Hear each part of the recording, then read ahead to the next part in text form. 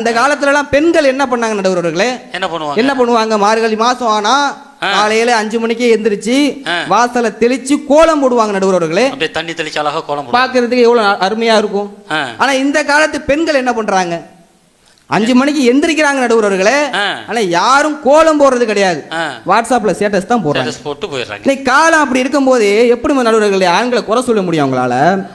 இந்த ஸ்டேட்டஸ் இருக்குல்ல, இந்த ஸ்டேட்டஸை யார் கண்டுபிடிச்சான்னு தெரியல நடுவர்களே. ஒரு மனிதனுடைய வாழ்க்கை வரலாற்றையே அதை பார்த்துக்க தெரிஞ்சுக்கலாம். நம்ம கவலையில இருக்கிறானா, சந்தோஷத்துல இருக்கிறானா, அவங்க வீட்டுல எது நடந்து போச்சா, எல்லாத்தையும் அந்த ஸ்டேட்டஸ் பார்த்து தெரிஞ்சுக்கலாம் நடுவர்களே. உண்மையிலே இப்படிதான் இந்த பெண்கள்லாம் வந்து இந்த பண்டிகைலாம் வந்துட்டா வச்சுக்கோங்களேன், நம்ம ரீல்ஸ் போடுவாங்க. நகை கழுத்து நிறைய நகை போட்டுட்டு, மூஞ்சி நிறைய மேக்கப் போட்டுக்கிட்டு நகை ரீல்ஸ் போடுவாங்க. இப்படிதான் ஒரு பொண்ணு வந்து ஒரு ரீல்ஸ் போட்டிருக்கு நடுவர்களே. அன்னைக்கு நைட்டு பார்த்தா அங்க வீட்டில் உள்ள நகையெல்லாம் காணும். உடனே அடுத்த நாள் காலையில போலீஸ் ஸ்டேஷன்ல போயிட்டு யார் நிக்கிறா? ஆண்கள் தான் நிக்கிறோம். ஒரு பண்டிகை நீங்க நிம்மதியா கொண்டாட விடுறீங்களா?